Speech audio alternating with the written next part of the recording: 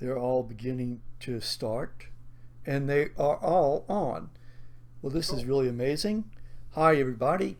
This is Steve Sabludowsky, and today we're going to be doing something I think really kind of sensational, and that is that we're doing a online show to talk about a whole variety of things dealing with social media and a little bit in terms of dealing with politics.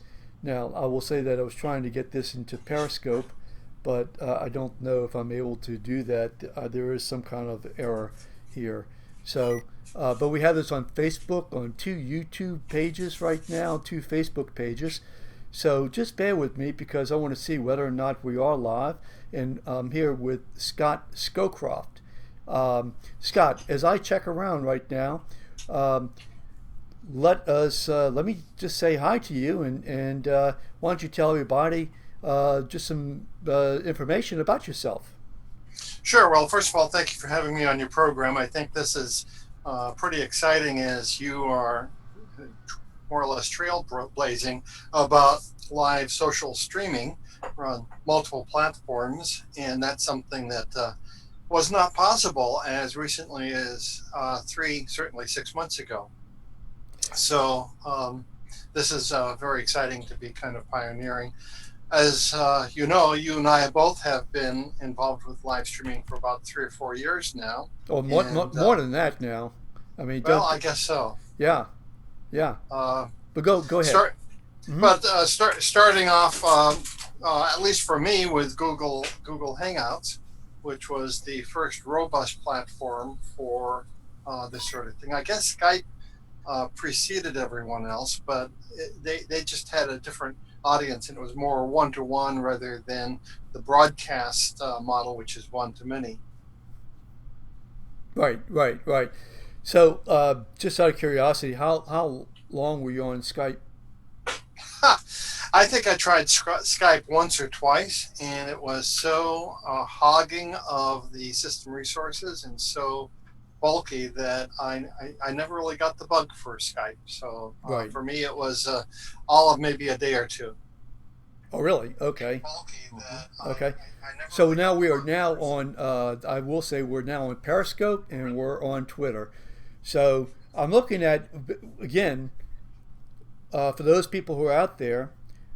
We are streaming live to to Scott's YouTube page, his audience, to my YouTube audience, to my Twitter and Periscope audience, to Scott's Facebook audience, and to I think my yeah I think I said my Facebook audience. So that's really exciting. I got to tell you, I've never streamed before to somebody else's audience direct, and so that's what we're doing. Um, so so let's continue talking about say social media. Um, what is your favorite social media, if I might ask? My social media platform. Platform, Uh, yes. well, I started off with Google Plus, so I imagine that's my favorite. Perhaps my least favorite would be Facebook. I know that people love Facebook and that that's the most popular, and that's really what's going to bring this streaming social video to the masses, and it's going to take it out of the kind of experimental or uh, unique area, kind of a niche in society, and bring it into the mainstream Facebook. So I recognize that. Uh, so you know, they there are there have been a number of platforms that have come and gone, and the ones that are staying or sticking around are changing and maturing, learning from their mistakes, looking for new opportunities and whatnot. So I would say that we're um, a little past the infancy of the social platforms, but we're clearly in the very beginning of social video streaming. Yeah, yeah. So what changes have you seen, say, in the last year? I would say that it's a little bit of the maturing of the sector, and there's a positive side and a negative side to that. So on the one side, it's been kind of a free-for-all, and it's been adventuresome, and we've been able to experiment, and new players have been able to come in. A lot of growth and innovation, but on the maybe the darker side, the video streaming, but also the larger social media landscape has seen fake news, and it's seen recruiting by unsavory groups, terrorists. There have been scams that people, are being subject to. So I think that several years from now, and I don't know if it'll be real years or internet years, but we'll look back on the period of time that you and I and those who are watching and listening right now, people in the future will look back and they'll say, boy, how naive and how unsophisticated those people were back then. Just take a look at what they did. And they'll also take a look at this as the power struggle of the big titans as well, because right now the ground rules for going forward are really fluid, but that slurry is beginning to settle, and it'll be in cement pretty soon. And that's why net neutrality is such a big deal, because net neutrality is the attempt of the establishment to regain control over the means of production and means of distribution. Sure. Now, let me interrupt you right now, if you don't mind. Sure. By all means. Okay. So what I think that you might want to do is go to your Facebook page and let me know when you're there. And I think you want to make this, you'll see the stream, you'll see that it's live, and you would want to make it public. Okay. So let me know when it's finished.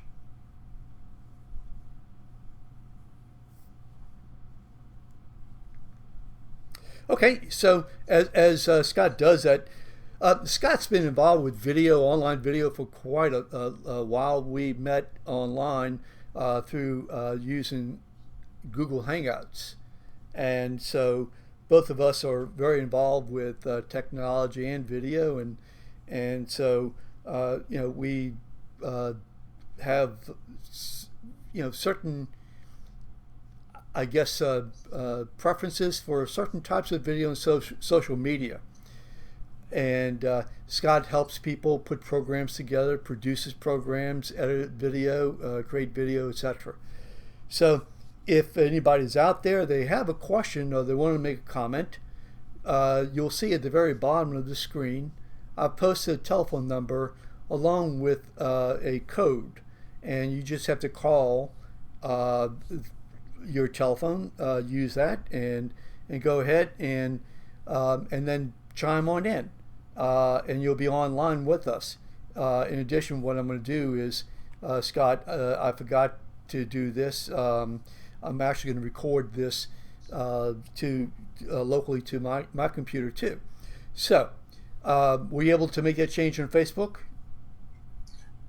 According to what I'm reading here, it appears as if this is indeed public. Okay, so great. I'm going to just trust what. Okay, so yeah, and the way that I would determine whether or not that's the case or not is whether or not I can actually see it. Okay, well, and yes, I can. Cool. At least I think I can. Is the name of it TE?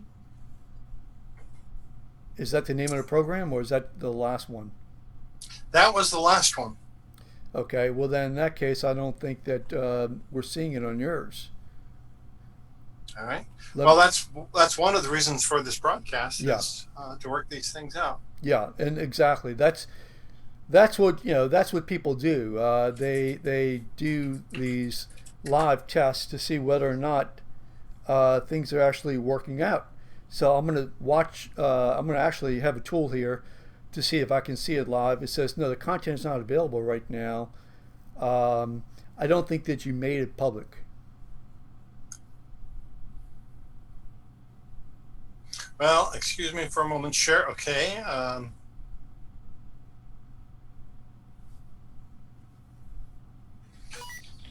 All right, I'll tell you what I did. There is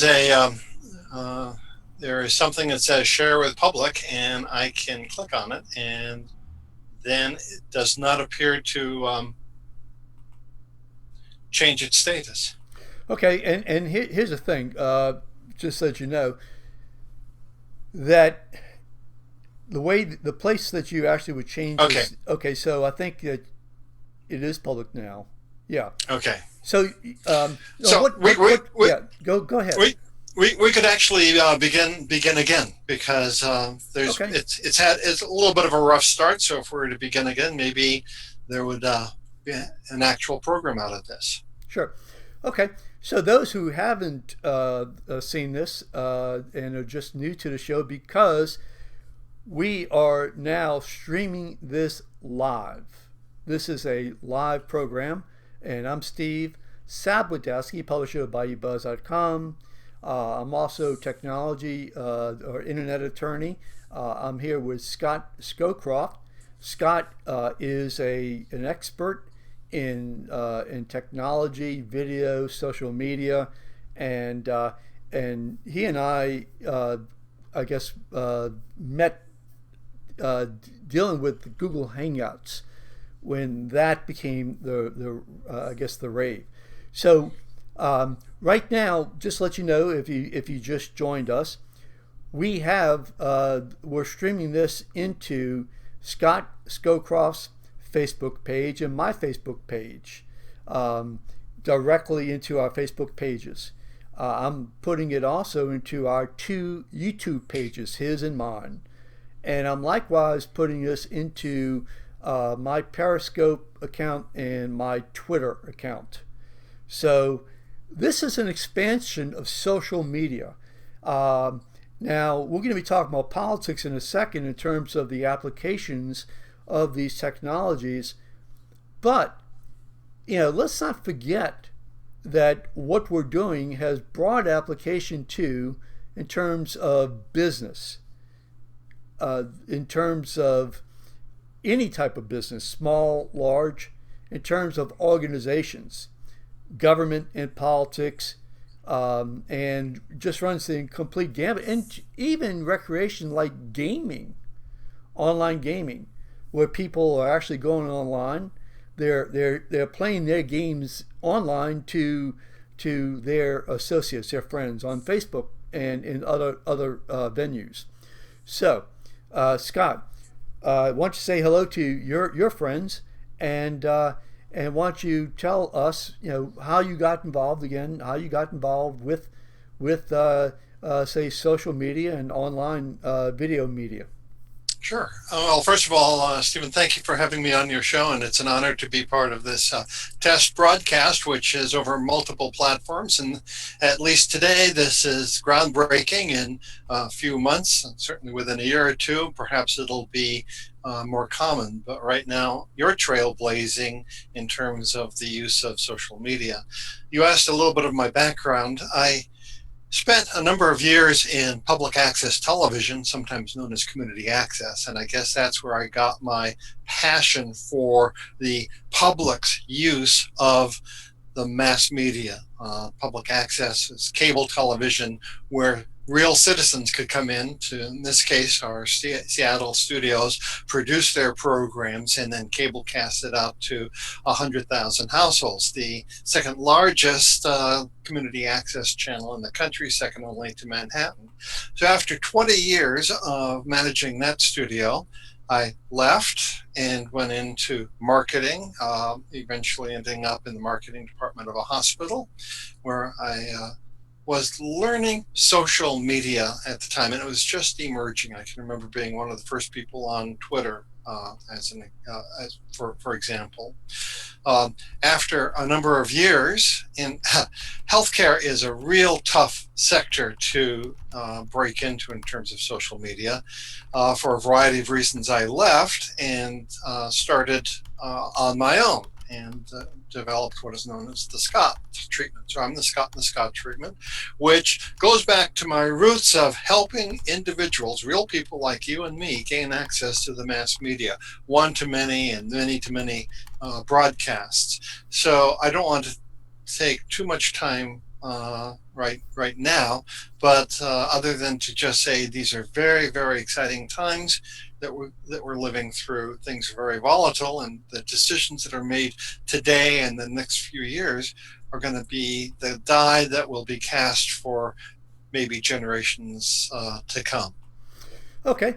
Now, one of the things that people might want to know about is this, that when you're streaming live, what you're doing is you're giving opportunities for individuals within those platforms, such as Facebook, say YouTube, Twitter, to be able to actually participate, to be able to type in their questions and answers, and to chat with one another. Now think about that. Think about, if you're, say, running for office, whether it's say local government, statewide government, even a national office, the opportunity to build up your social media audience, communicate with them directly, be able to field questions from them, to have these online meetings with them. It could be public, it can be private. That's an extraordinary way, I believe, to be able to reach out and touch your audience, your constituency. Yeah, go ahead. Well, you and I have both seen the evolution of the town hall or the town meeting, and I guess we kind of knew that term as we were growing up and until recently, but it's only been in the last several years that politicians have utilized that as a means of really communicating and connecting with their constituency. It's a matter, I think, of combination of just having the vision that, hey, we could do this live over the internet and have people very conveniently tune in and participate in a virtual town hall or a community meeting where those who want to either express an opinion, and these are the reasons why, if you're a politician, I'm voting the way that I did, or to get feedback from their constituency. I mean, it can be a two-way conversation. That will be a game changer. And I think that those politicians who figure out the secret sauce or the magic of actually pulling that off are going to have a competitive edge over everyone else who won't even know what's going on. All of their everyone else will be not participating in the conversation. Okay, so why don't you go in more detail about that? I mean, why do you think that they will have this competitive advantage? Well, the facts and figures and statistics are changing all the time, but almost always nowadays people are getting their news off of the internet and off of their social platform, their preferred social platforms, whether it be Twitter or Facebook. They tend to trust their friends and those people who are within their own circle, and they are willing to let others, including politicians, in, but not immediately. So it usually takes I believe that takes about 6 months of concerted effort to begin to get traction in terms of putting yourself out, having a presence on various platforms, putting out your positions on issues, giving information that people want to hear, having an exchange with them. After a while, they start to get to know you and have a feel for you, and they decide, can I trust this person or not? And once you have that trust established, that's a bond. And what is a bond? It's something that, it takes a lot of energy or effort to break a good bond. And isn't that what most politicians, most of those people in the political realm really want to do, is to be able to connect with their constituency, explain who they are, and to create a strong bond.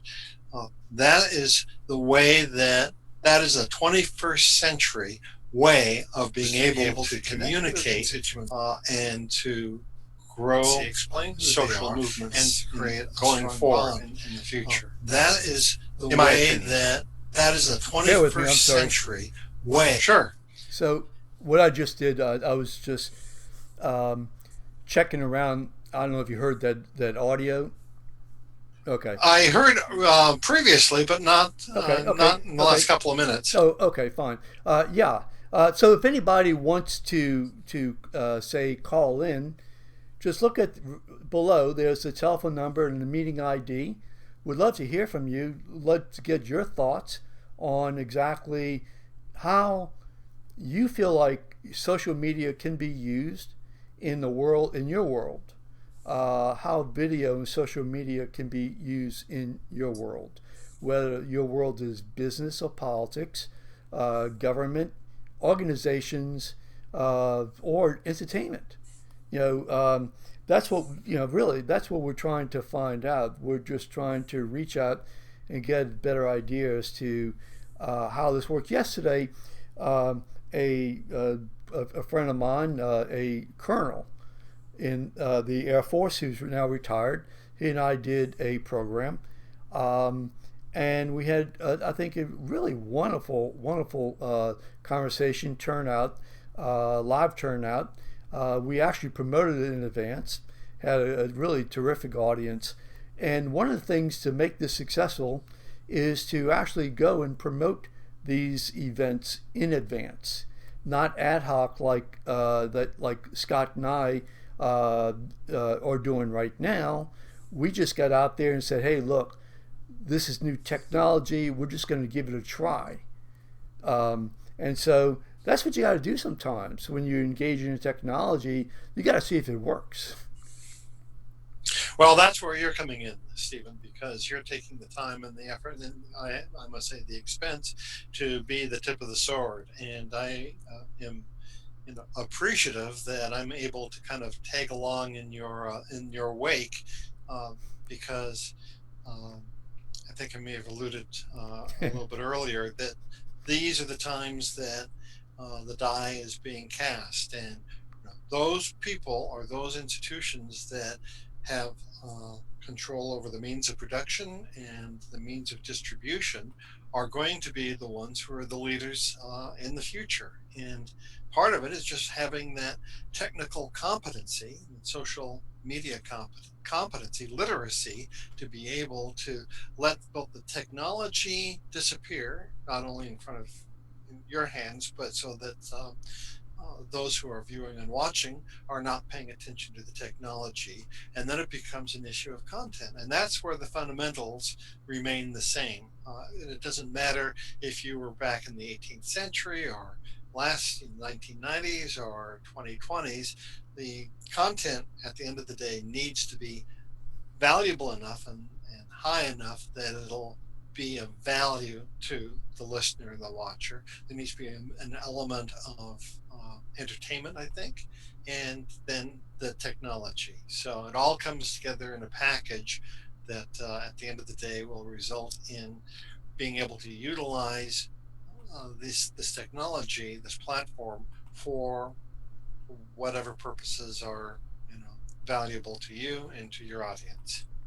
Okay, so we have a few more minutes, and one of the things I want to ask you about is um, how do you think that, I mean, what industry do you think that, say, this platform, again, being able to stream live to social media, what industries do you think are, say, best or best positioned to be able to take advantage of this platform? Well, I think it's pretty broad based, and I'm certain that I would miss something if I tried to just prioritize and say this above others. But I think one of the bets that's being missed by small businesses, maybe entrepreneurs, is that if you're local and you want to be able to really hit the ball out of the park, all you need to do is to get on and just show your passion and your knowledge and just be as helpful as possible.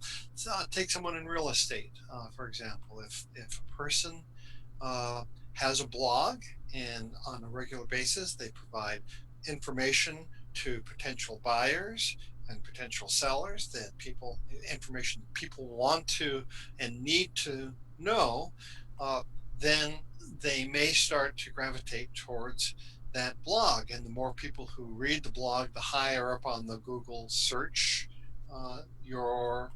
your individual website will become. Put together some videos on YouTube. YouTube is the second largest search engine in the world, and people who are saying, "Well, what about this or that?"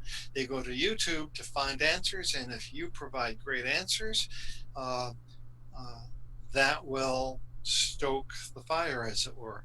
After a while, what will happen is that you'll become the local expert on real estate, and then someone who's new will come into town and they'll type in, the name of the city and real estate, and you'll be at the top of Google search. Yeah. There's a person, Bill Gossett, who did this out of uh, Massachusetts, out of Boston, I think. And I interviewed him one time. I was part of a panel that interviewed him. And the thing that convinced me that that was the way to go is that he had so many people who were visiting him and trusted him so much that at the height of the Great Recession, he made $40,000 to $60,000 a year on those people who contacted him and said, "Gee, I need to know about foreclosures." And he'd say, "Well, you're not in Massachusetts. I can't help you, but I'll refer you to someone in your own state."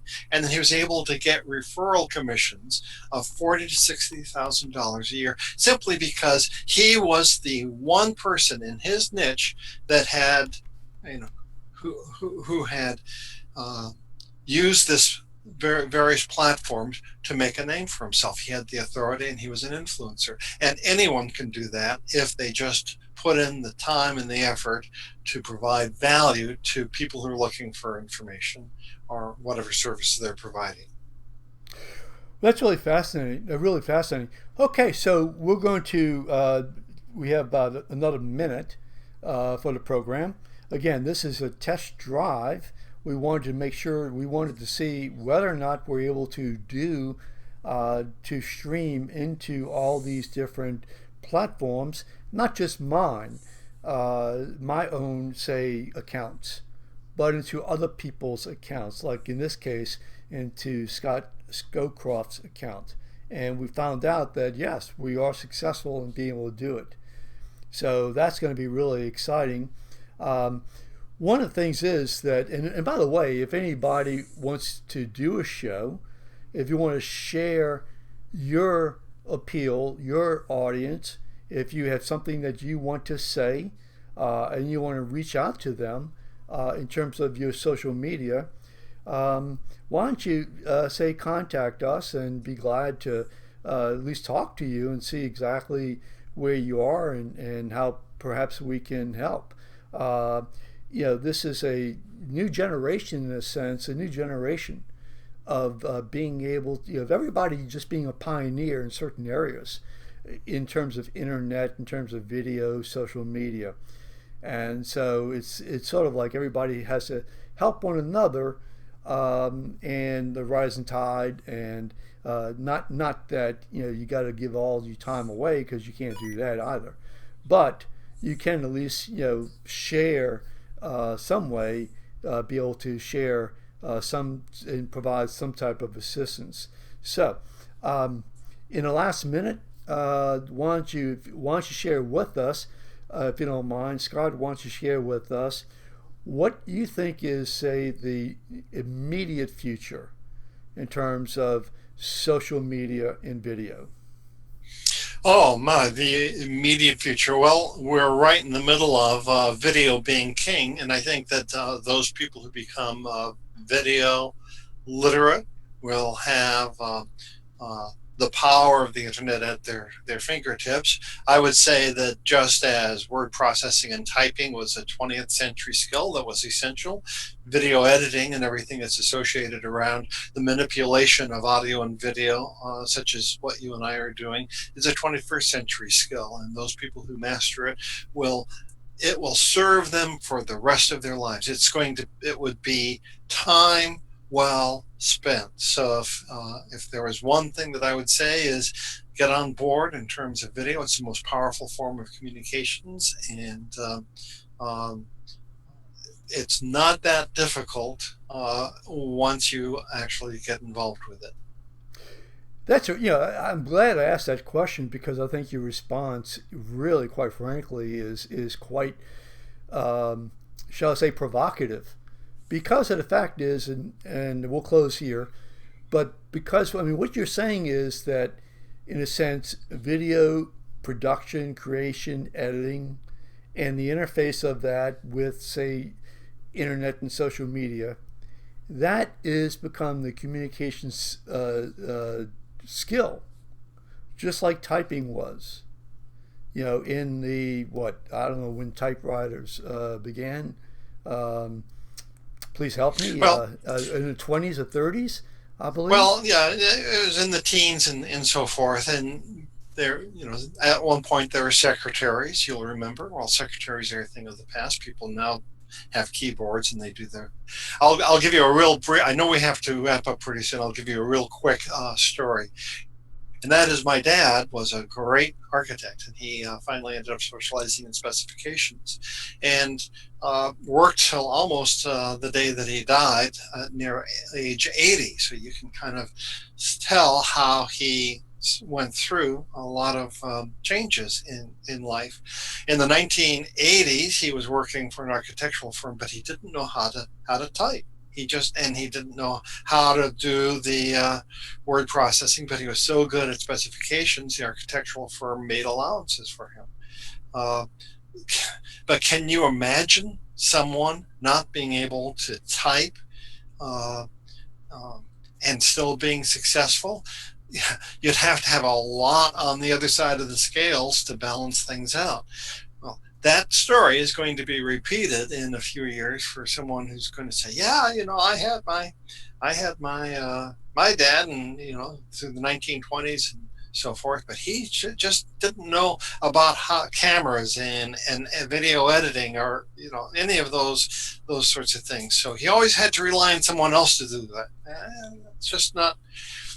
Yeah, it's just one of those things. So I hope that brings into perspective really how important uh, mastering this sort of technology really can be. Yeah, I absolutely. Listen, I really appreciate that, and we'll have to do a show just on that issue alone.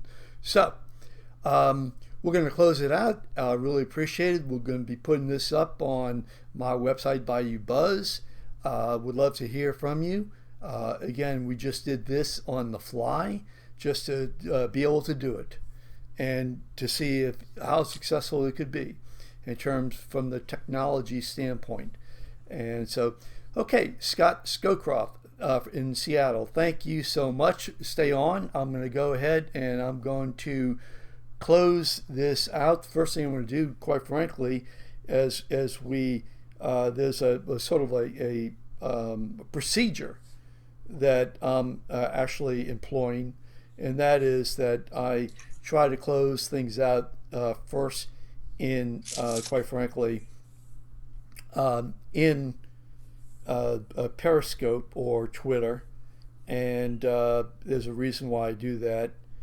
Bear with me. And so we're about to end it right now, which I've just ended that broadcast, and now I'm going to end the broadcast. So goodbye to everybody, and end the broadcast everywhere else.